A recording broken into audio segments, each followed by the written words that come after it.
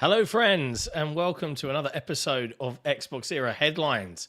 The date is April 18th of 2024, and I and Jesse will be talking through all of the latest in gaming news from across the industry. As a bonus for our patrons, we'll be making audio versions of these episodes available to you on Patreon for use in your preferred podcast app.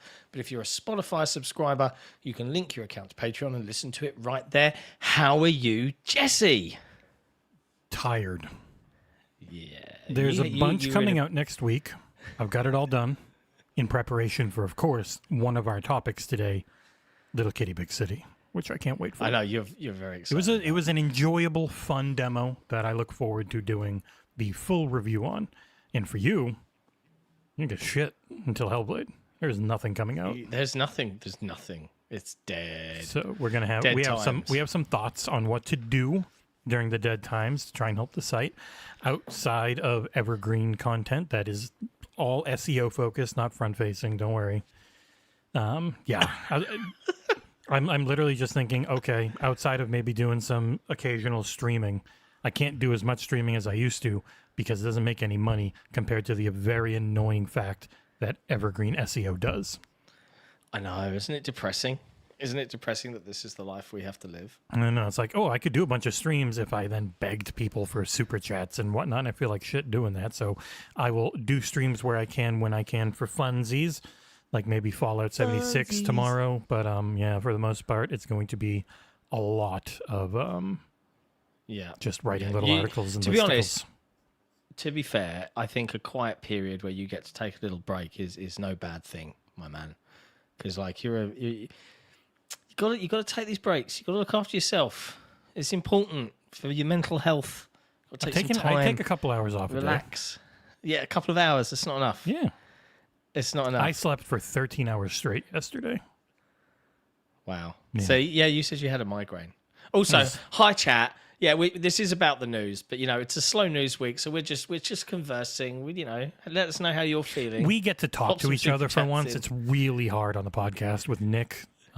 He gets very upset if you're not constantly talking either to or about him, if you're talking at all, because he would much rather have himself be, I barely talked, he tried to say last week when I went through. Again, he was roughly 75% of the talking in the episode. Look, it's Nick. It's Nick. And while we're here, before we get into the news, for Patreon subscribers and YouTube members, we are doing an episode of Sik and Nick's Flicks tomorrow.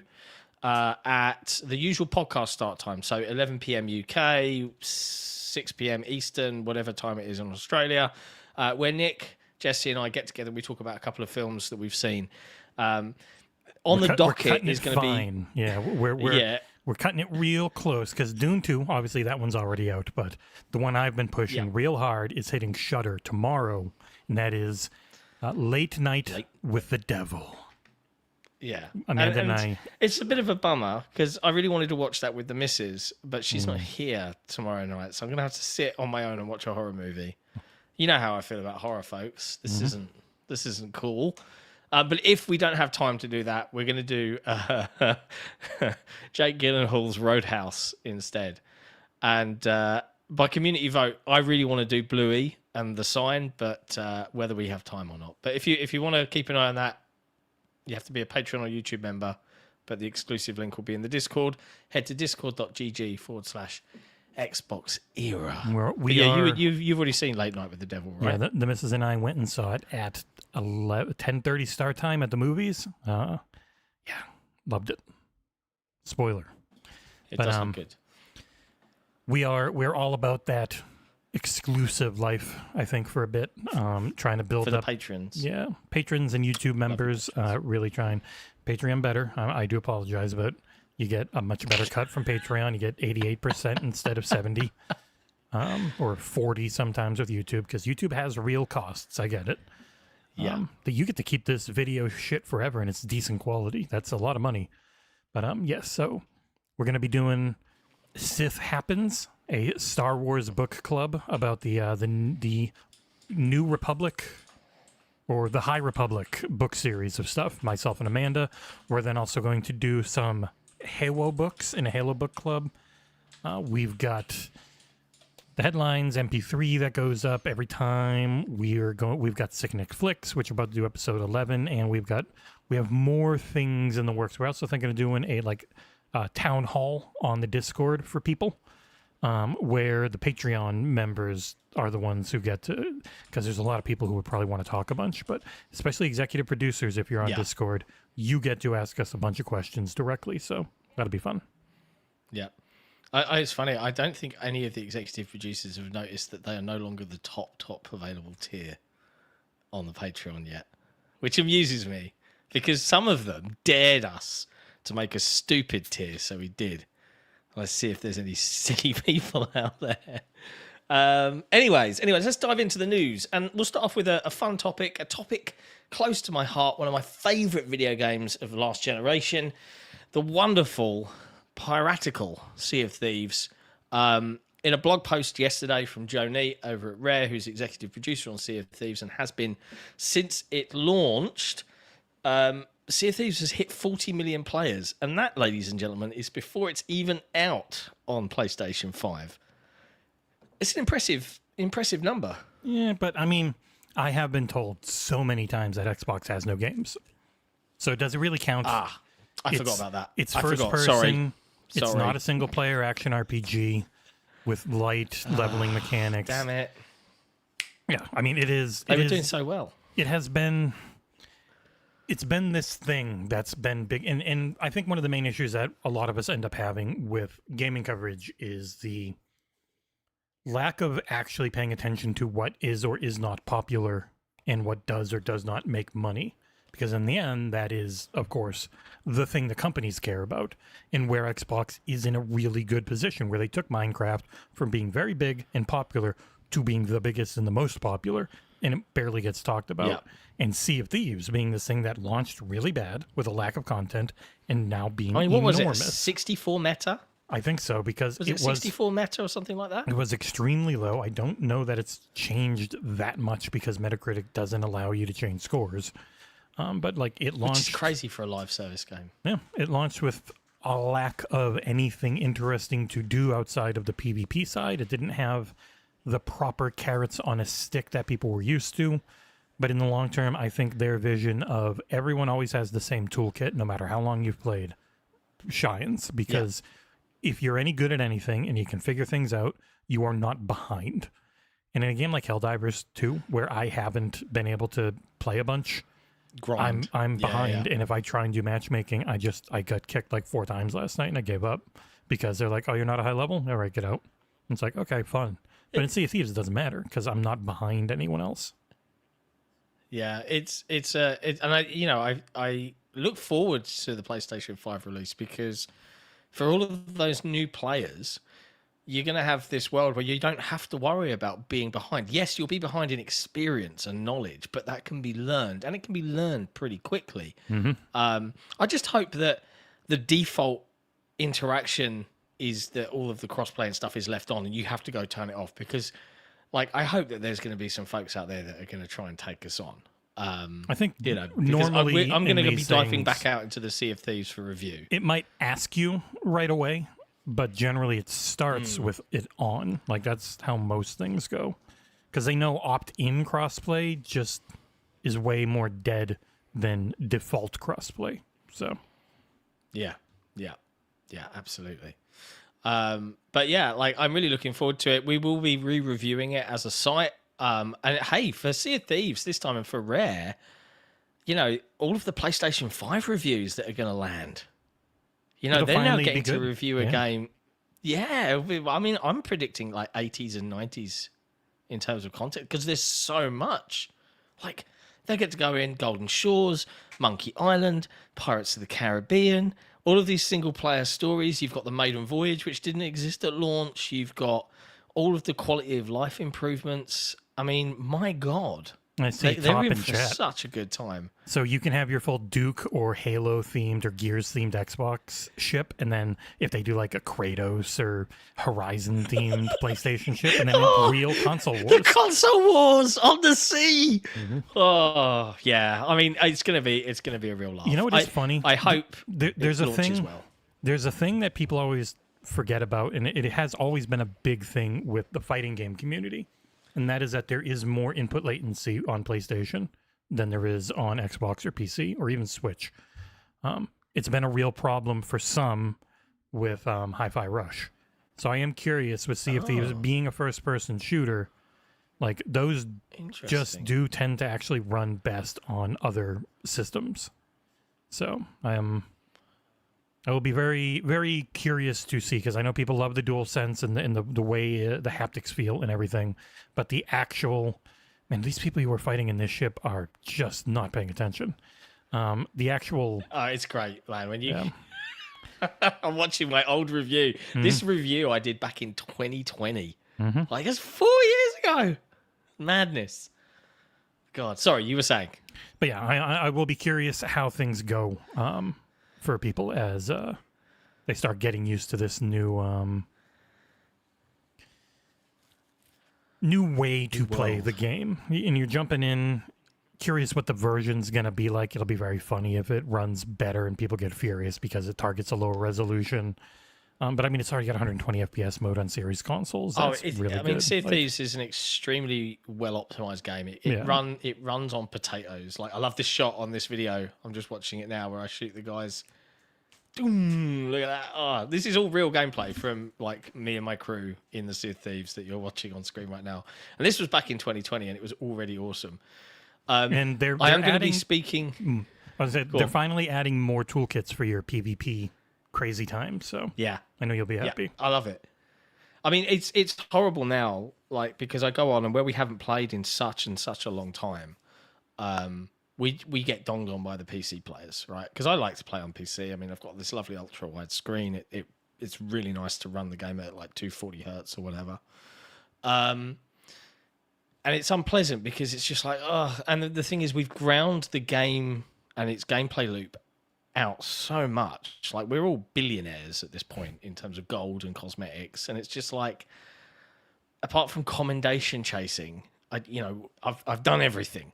So I haven't played it in like years now, really. So I'm excited to go back in and see what's new and see what we can do and see if we get the bug again. But I'll be recording a bunch of new footage and putting a Sea of Thieves in 2024 kind of anniversary review. And you're also not really allowed to get the bug because there's just too much to cover. I've got a game. There is too much to cover for the Sea of Thieves bug. It's true. Sorry. It is true. I know. It's the industry life. You can't get addicted to games unless they're like little one-note, quick hit games. Like that's why the industry is generally not great at covering live service games, because you're just not. You're always jumping from thing to thing, unless you have someone who, in their spare time, is just really into something. They can't play it that much. Yes, absolutely. But yeah, there you go. Sea of Thieves. It's coming out on April 30th on PS5, when the game will also be getting its update on Xbox consoles, I presume, to be in line, so all the versions are in sync. Mm-hmm. Expect carnage. It will probably take a week or so of gameplay for us to kind of re-review it. I want to get some good clips together, but we'll get that done and ready to rock and roll. In other news, and just as a side note, for any content creators watching that are in the community, Gamescom have activated their press and content creator accreditation process today.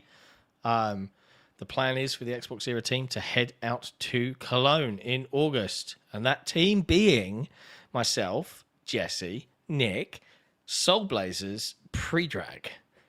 All of the crew live from Cologne. Should be pretty cool. And expensive. So lots to plan for. And expensive, yeah. More on that in the I'm not coming a moron. weeks. What else? Next up, IGN had a very long interview. This is a byline by Alex Stedman, who got to sit down with Jonathan Nolan and Todd Howard on the Fallout TV show and the kind of creative process and ask some burning questions. It is a really solid interview. Mm-hmm. Not everyone loves IGN, but it's a great interview, and I would recommend it. It is a big company full of interest. Very good people, as well as some you may have issues with. Like, it's not a monolith. It's a bunch of people. Yeah, But there's some really like nice little nuggets of info in there. And it's well worth reading that. It is coming to video as well. But it talks everything from how much Jonathan Nolan, who likes to be called Jonah, apparently. Like, I'm a Jonathan in technical terms. I'm a John Nathan, exactly the same spelling. I have never once wanted anyone to call me Jonah. Like, he's that's a big choice, fan of whales. Mr. Nolan. Maybe that's his next movie. But it goes into timeline. It goes into how much they played the games. It goes into the whole controversy around the fall of Shady Sands. Goes into, you know, how much they wanted to pull in from the games versus what they did, and why they wanted to save some things for season 2. It is wide ranging. They capitulate and get on their knees and beg for forgiveness from the New Vegas fanatics who are ruining all discourse around the franchise by being such weirdos. I like Fallout New Vegas a lot. It was a really fun RPG. It was also a buggy mess and still is to this day a massively buggy mess. It's also not something Bethesda or Todd Howard hate and are jealous of. It was an expansion that Todd Howard saw and said, wow, this is awesome. This should be its own thing. It's so good. Like, it's just, there has for a while been this ridiculous narrative around Bethesda Game Studios being terrible, and they suck and everything they do sucks. And I only played like 500 hours of Starfield because it was so bad. And it's like, the narrative has just, the zeitgeist around Bethesda, especially since they were purchased, where it's gotten worse, has just been, they're terrible and awful and oh my God, they're so bad. But then people in the industry look at Starfield and nominate it constantly for technical achievement awards, and everyone's like falling like, oh, it's got load screens. It's like, yeah, but you're ignoring all the incredibly good stuff that it does because you have this narrative where you want to constantly talk about their games and everything in a super negative fashion and treat Todd Howard like he's some tiny friggin' dictator who hates everything and just shits all over. It's like, no, it's because he doesn't talk to you all the time doesn't mean that he's some weirdo that it just drives me crazy. The discourse around so like when you were talking about, oh, the fans really love this show, it's like, no, you're missing everything from the weirdos out there, just like with Halo, who and also like this show wasn't beloved because it was accurate. People friggin' attacked its accuracy nonstop because they just made assumptions about things. Like, yeah, like the Shady sucks. Sand stuff. Yeah, the Shady Sand stuff, people were like, oh, but the Fallout New Vegas is set in this thing. And in the show, it says that the bomb fell in this time and that. And it's like, they clarify that in the interview. So it is worth a read. I find it most interesting. There was a section in there, you know, when we're talking about TV shows and things. There was a section in there about, you know, keeping it, not telling the story of the game, etc., but honouring all of the timeline and the lore. And I'm trying to find the exact quote because they talk in a very different way to how they did Halo, as an example, where they were like, no, we're going to make a completely different timeline and ignore everything. Well, I mean, they're like, we don't want to do that. there comes a place, because Halo wanted to be about a main character, and Fallout as an RPG doesn't have a canon main character. The Last of Us isn't a new story in the same universe. It is a retelling of the game story. Halo, instead of doing a retelling of the game story, because their game story wasn't a movie already like The Last of Us, decided to take characters and places and make another story. Fallout, being an RPG that doesn't have a central protagonist, it makes it easy to use a new story in the already existing world. So like they all have their reasons how and why they do stuff. Yeah. There you go. Go give it a read if you're really loving your Fallout. I meant to put in a thing. So Dring's back on Twitter. You couldn't stay away.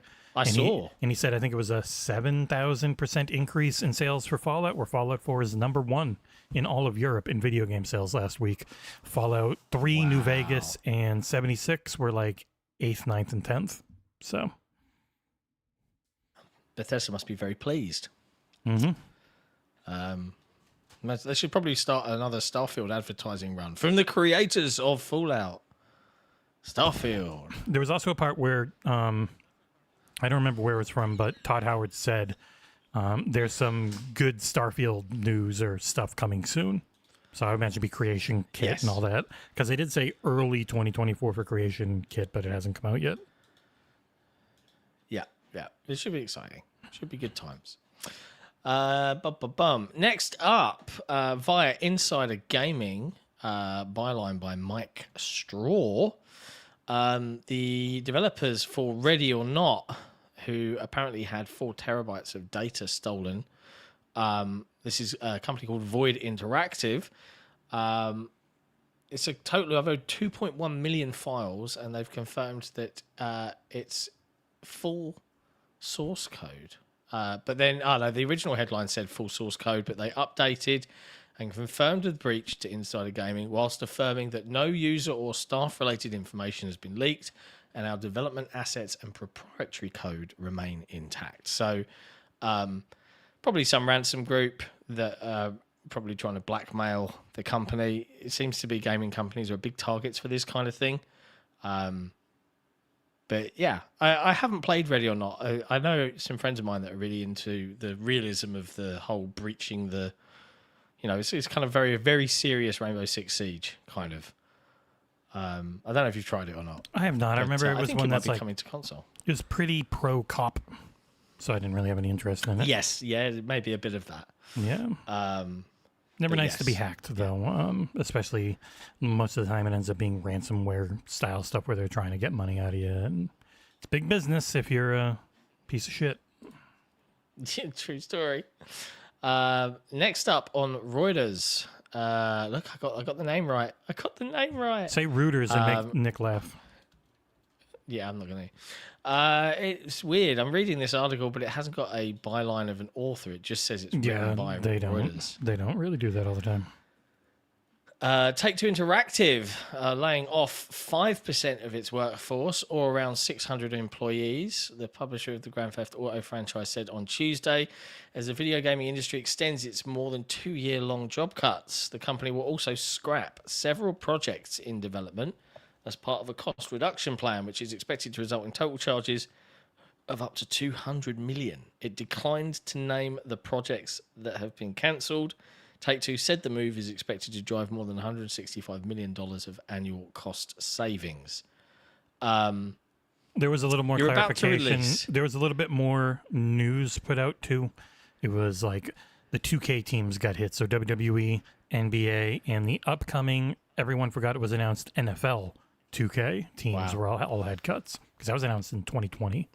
But yeah, people are like, oh, they're about to put out Grand Theft Auto 6 next year, but that doesn't matter. They've got to cut a bunch of people to save some money now. And it's like, yep, it is just the broken fundamental nature of our quarterly earnings are about to come up. We're not going to make as much money as we were hoping. Well, how do we make the shareholders happy? That's by cutting a bunch of employees so our costs go down. And then next quarter, the comparative quarter next year, it'll go flying up because of Grand Theft Auto, and it will look even better because it's always that mix. It's the mix of very short-term thinking with occasional long-term thinking. And the easiest lever to pull is always just fire people. And it sucks. Sucks ass. I hate it. Yeah, that's kind of rubbish. Not much more to say outside of that. Yeah, that's literally all the article was. It was like 50 words. The games industry is what the games industry is.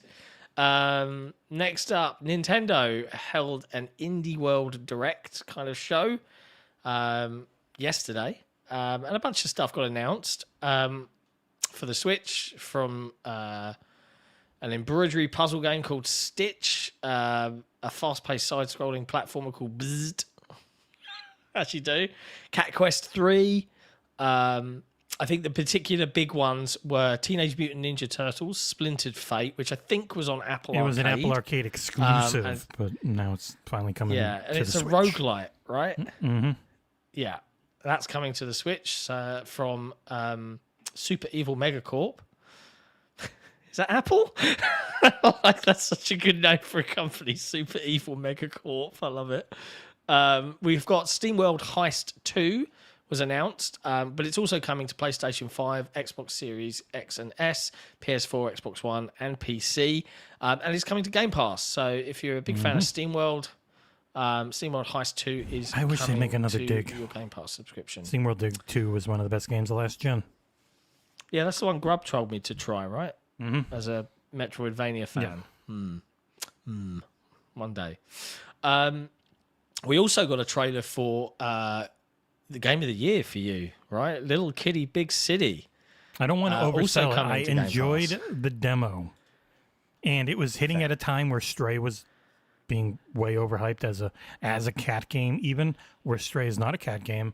It is a very stilted platformer where you can only jump and do things when it gives you a button prompt to. And it's actually a game about a robot holocaust, essentially. Little Kitty Big City is just being a cat in a city and having fun and doing a bunch of open world shenanigans. Cat things. Yeah. Open world cat things. Mm-hmm. That is coming to Game Pass. And May is it 9th. coming to Game Pass? Yep. May 9th.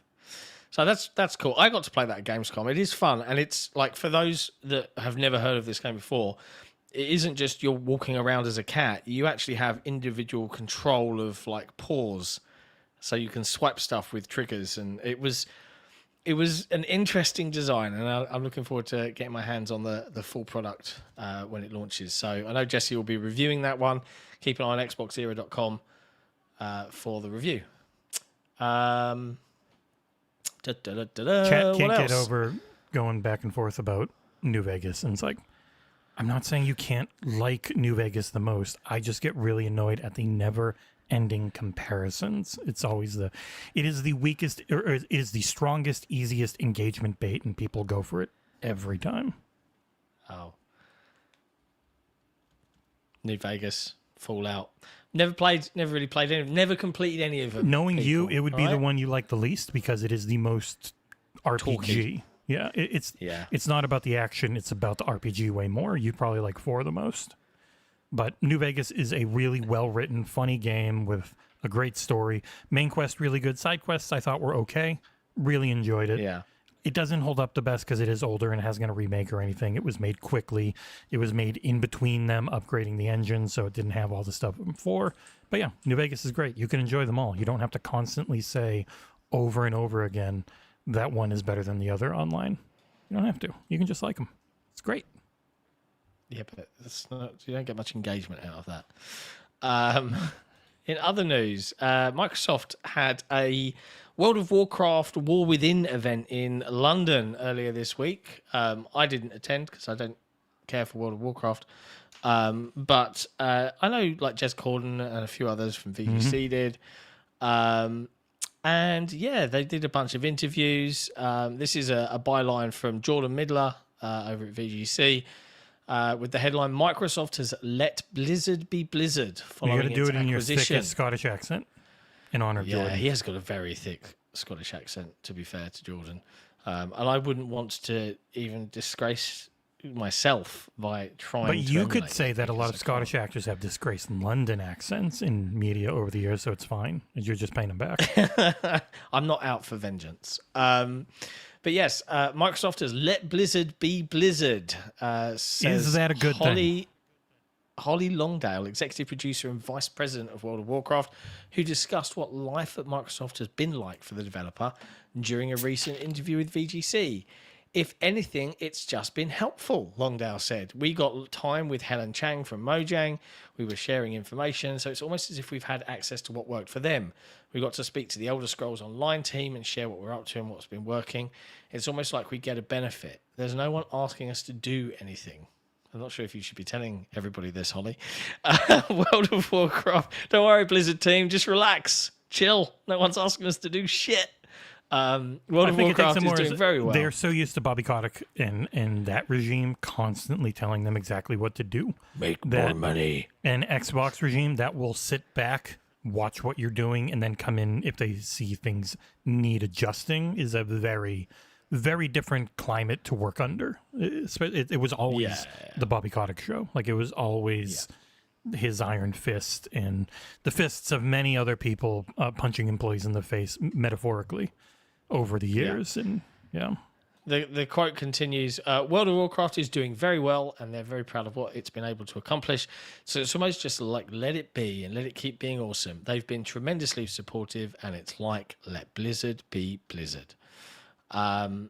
They revealed the World of Warcraft The War Within Collector's Edition, which has got some fancy statues and, it's just very World of Warcraft, really. You're a Warcraft guy. What's The War Within? I don't know. I gave up when I got a wife. It's the first of 3 World of Warcraft expansions announced at BlizzCon last November, Jesse. Mm-hmm. The World Soul Saga, which is described as an epic story that celebrates the first 20 years of World of Warcraft and sets new foundations for Azeroth's future, will comprise of The War Within, Midnight, and The Last Titan. Ooh. According to VGC, you'll journey through never-before-seen subterranean worlds filled with hidden wonders, earn the trust of a new earthen-allied race, and face an ancient evil lurking in the darkness when you sign up for the beta. There's always new worlds to find in this cheese wedge of a continent. They always figure it out somehow. This race of panda people was just behind a bunch of mist. Yeah, boom. There they are. Oh, yeah, there's a whole continent to the north we forgot to ever show you. Boop. There you go. Is it ever going to come to console, do you think? I mean, that's the next headline. Oh. Nope. Oh. The next headline is. Yeah. They have a mode that is a battle royale, which is very playable on controller. They could eventually maybe figure out a way to have kind of a controller work, but when I was full-time raiding in WoW, and it was my second unpaid job, I had a mouse that had 20 buttons on it, and it wasn't enough. I then had like 10 more keybinds on the keyboard because there's just so many spells in that game.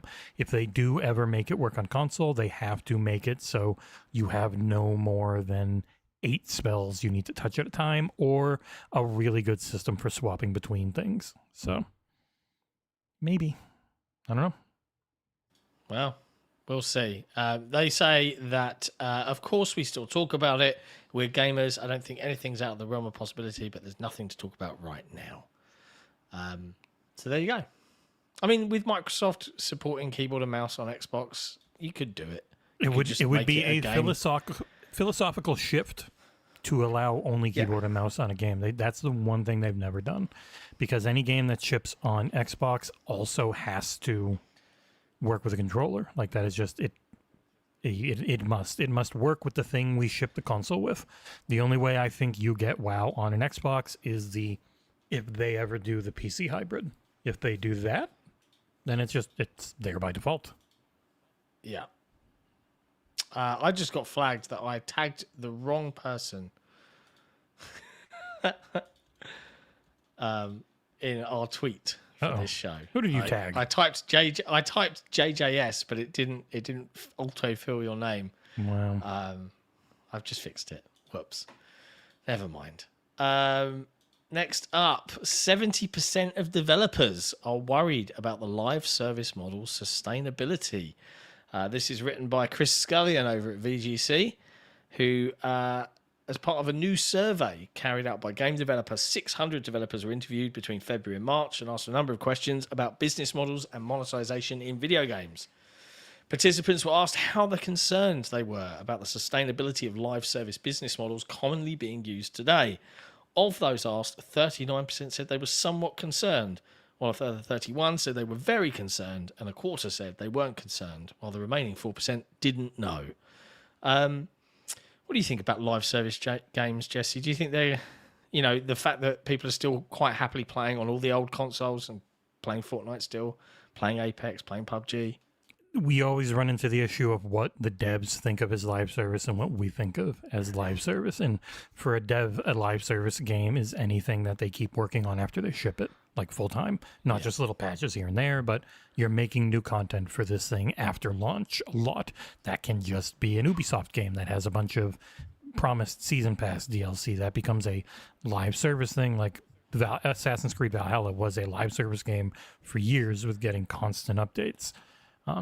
I think the worry about it is because, as Matt Piscatella has pointed out a lot, the top 10 games on every service are the same, and it's impossible to break through that for 99.9% of releases. Even something like Helldivers 2, which took a very long time to make, was the exception. Yeah. Like, people are like, oh, just do a bunch of those. Sony's like, no, they tried a bunch.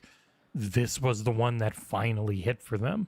Like, it's not, oh, just catch lightning in that bottle over and over again. Yeah, like, no, it's really hard. And that's why but that is how you make the most money. Like, it's just, it flat out is. If you have that lightning in a bottle one time, like Grand Theft Auto 5's online success completely destroyed it ever getting any single player content. Like, they had expansion ideas. Because that's where the focus had to be. Yeah, but those expansions would not have made anywhere near as much money as the most basic of updates to the online. And it sucks for us. Like, we would love it to be different and better, but it's not. And I blame the youth. The youth of today. How dare you? I blame Nick. It is people like Nick who buy all the dumb, stupid microtransaction shit like skins in Fortnite and Amiibo. Oh, I own every Amiibo, he says. Proudly. For shame, Nicholas. For shame. It's interesting. I'm reading the chat. Don't forget to like the stream, by the way, please, people. It really does help us out. People saying, did they define Mortain? Did they define live service in that article? They did. Live service games are generally defined as those which continue to provide regular content after the game has been released, such as regular seasons with battle passes, in an attempt to keep the player engaged and ultimately encourage continued spending on the game through microtransactions or subscriptions. There you go. That's live service, apparently. Like, I wouldn't consider something like Redfall live service, even though it's going to eventually have some DLC, but there are games that we don't think of as live service, but they get enough dev money spent on supporting them that those devs very much consider them that. Now, games as a service this is just put out and its entire thing is making money over time, versus the live service where it can be about the upfront hit and then adding in more over time. So, yeah. It's interesting in this article on VGC, there's a note at the bottom that says, a developer who works on Knockout City. Do you remember is it the dodgeball game that was live service? I think so, yeah. It was dodgeball or Rocket? Or, no, that was Rocket. Rocket Arena was the Rocket one. Yeah, okay. So Knockout City sounds like dodgeball. Also said last month that developers should consider releasing modified private server versions of their live service games when they eventually shut down in order to preserve them and make them playable in the future. I agree. They should definitely do that. Be much nicer if they did. Yeah. Yeah. It always comes down to ROI. Lastly, how am I going to make any money? It's like, well, at the very least, you'll get some good press. Yeah. Publicity, man. That's good. Last bit of news that I've got on the docket right this second. And this one's an interesting one because I saw the headline IGN ran with and a few other outlets that was like Pockpair CEO accuses other developers of making Palworld Tom claims. Henderson got yelled at by their CEO. Like, I didn't accuse anyone.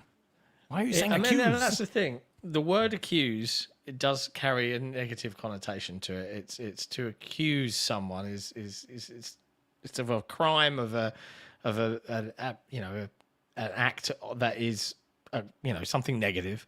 But the actual quote was just, look, we're seeing Tencent are making some clones of Palworld now, and that's it. That's all they said. We're looking forward to seeing what they do. That's not accusatory. It's just. I do think Insider picked it up off of somebody who said, IGN. And again, IGN I get why people get really annoyed with IGN.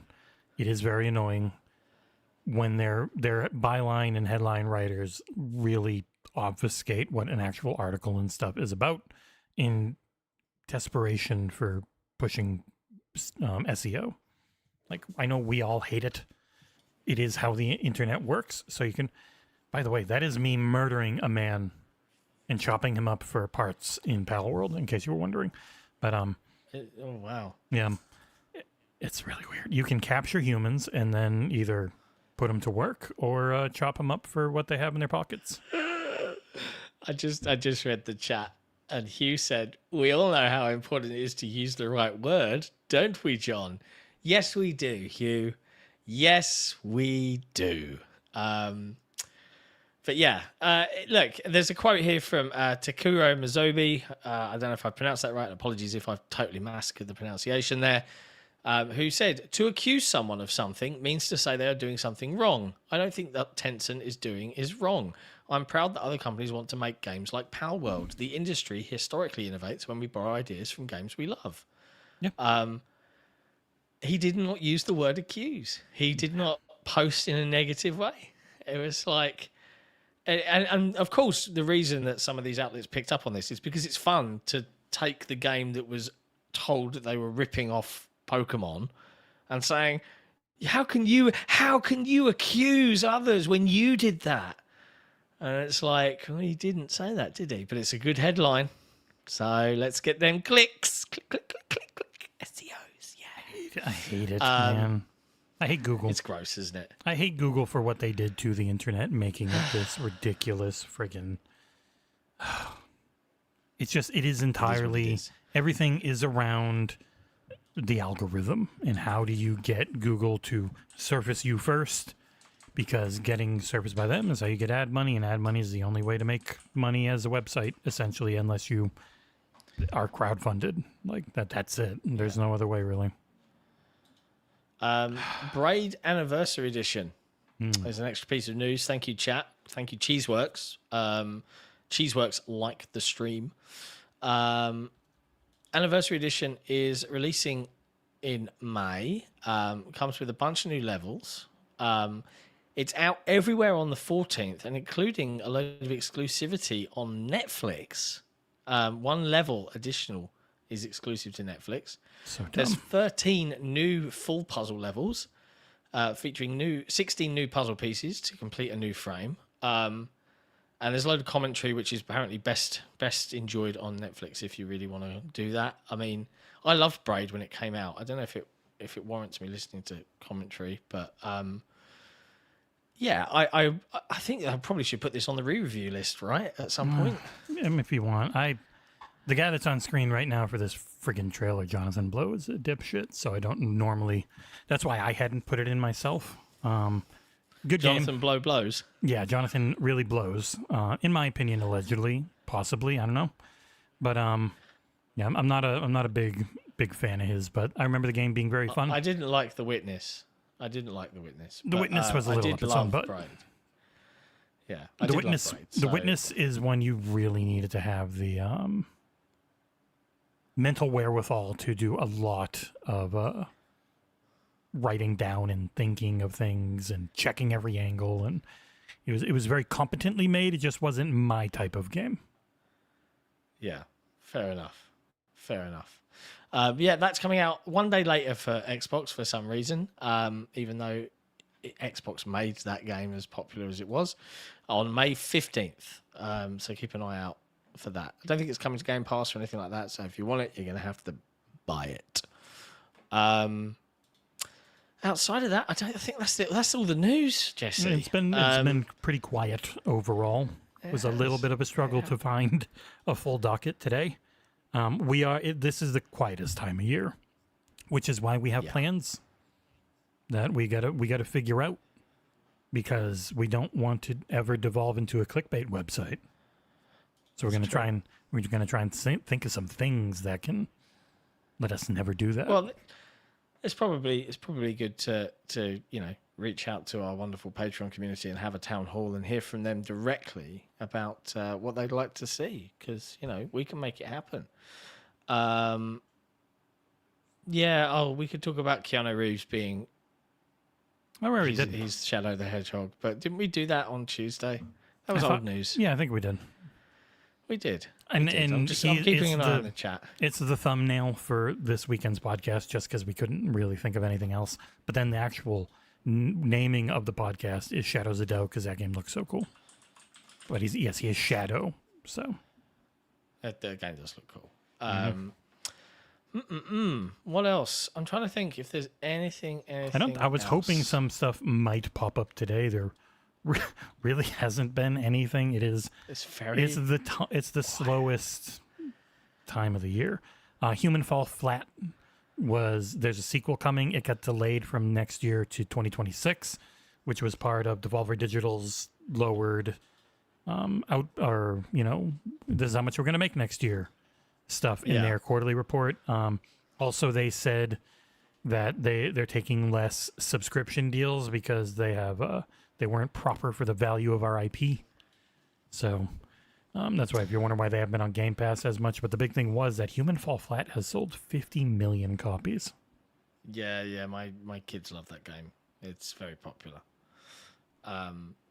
I guess we could mention very quickly, if you look on the wonderful website, XboxEra.com, and genuinely go and look at XboxEra.com. Like I was looking at our website, our fledgling carrier vehicle of all of the stuff that we love to do. And my God, it's a really nice website. Runs great, looks nice. The ads are so much nicer now, even though they don't pop up half the time. When I have my ad blocker turned off and they still don't show up. Is weird. You have to clear your cache. Like, I don't get ads even if I have ad blocker turned off, but if I visit in a private browser, I get ads. But XboxEra.com, very nice little website. Definitely recommend you should bookmark it, keep it on your list. Maybe load into it every day just as your homepage to help us out. But we dropped a review for Trail Out yesterday from Fairy Empire, which is a bit of an homage to Flat Out if you're a big fan of that original racing series. It's not the best game in the world. I think he gave it a 7.8 out of 10. I think what did he say? A distinct lack of its own identity, a bit of jank, and some uneven performance doesn't make it an into essential buy. But if you're nostalgic for Flat Out games or just the arcade racer attitude of the noughties and are able to put up with some of that jank, you'll have a lovely time in Trail Out. That's available to read on the site. You can go watch the video review on YouTube.